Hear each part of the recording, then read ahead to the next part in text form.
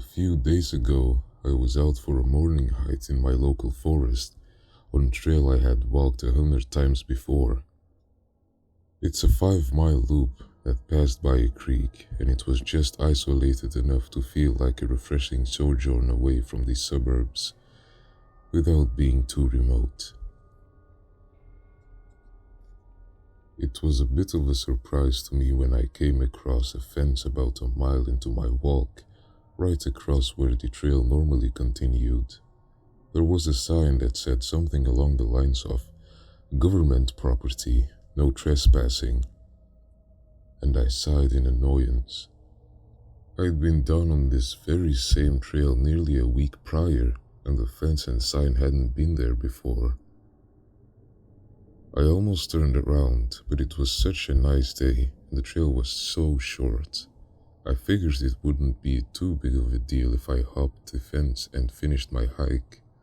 I could find another route the next time.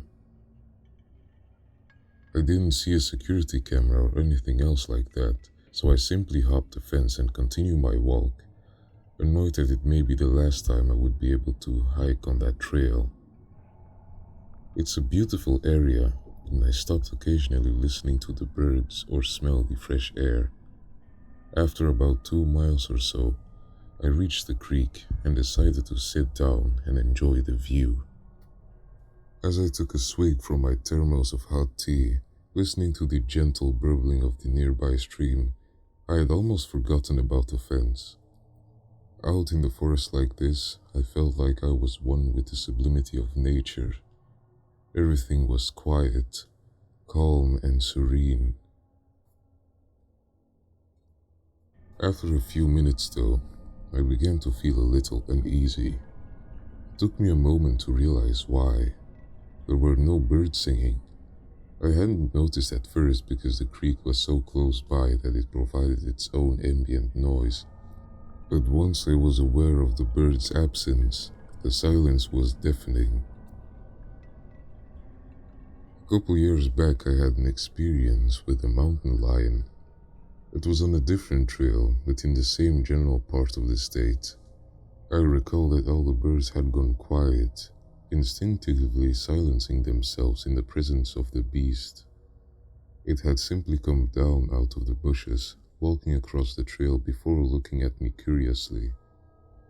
Luckily, I had managed to keep my wits about me and succeeded in scaring off the cougar with a combination of yelling and flapping my jacket to make myself look bigger. As soon as it departed, the chirping of the birds returned. After that day, I always carried a small air horn with me on my hikes. I reached into my bag and pulled out the air horn, looking around cautiously in search of anything that could be scaring off the birds. I didn't see anything, and was almost on the verge of simply pressing down on the air horn preemptively when I heard the snap far away on my right. Turning cautiously, I strained my eyes to see what could have caused the noise. The air horn at the ready. Knowing what I do now, it's very possible that if I had chosen to use the horn, I wouldn't be here to tell the story. Though at first it blended in with the trees and brush, I noticed the deer rather quickly.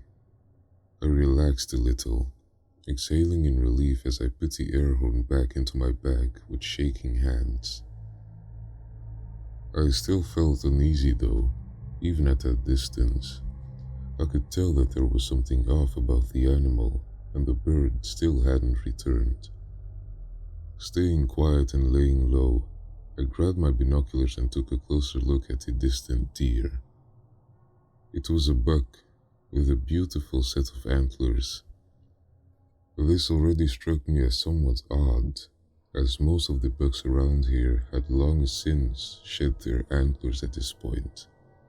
Even odder, however, was the structure of the antlers.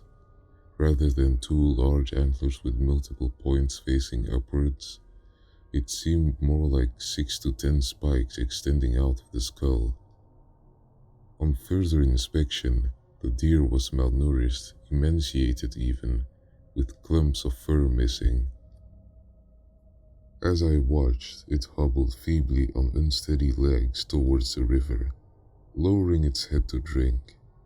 My thought was that it must have been suffering from chronic wasting disease, perhaps coupled with a bit of mange. I felt sorry for the animal, and with sadness continued to watch through my binoculars. Then its antlers twitched. It didn't look like they were going to fall off due to shedding or anything like that. The points moved outward slightly, like a hand unclenching from a fist. As soon as the antlers twitched, the deer stood up from its string, eyes wide, almost as if it were standing at attention. As I watched, the now clearly articulated antlers further stretched, bending until the points touched the side of the bug's head. Then they began to push. As I watched in stunned horror, something ripped itself out of the deer's skull with a disgusting crack of splintering bone. The object I previously thought to be antlers were in fact the spider-like legs of some horrible monstrosity. My hands were shaking too much to get a clear view, but it was somewhat crab-like in appearance, with a sharp mouthparts and beady black eyes. As soon as the creature pulled itself fully free from the skull, the deer's corpse fell down limply into the stream, its bright red blood polluting the fresh water. The antler thing scuttled off rapidly into the tree line, disappearing in an instant. As soon as it was out of sight, I ran as fast as I could down the trail, not stopping until I had jumped over the fence and got back into my car. When I finally arrived home, I vomited on the side of the road. I had called out of work for the next couple of days, claiming that I was feeling ill, which to be fair, I was. I have no possible idea what the thing was. All I know is that I won't be going on hikes again anytime soon. Thank you for listening. If you like this video, please like and subscribe so that you can hear more of me. And if you didn't like this video, there isn't much I can tell you. Until then.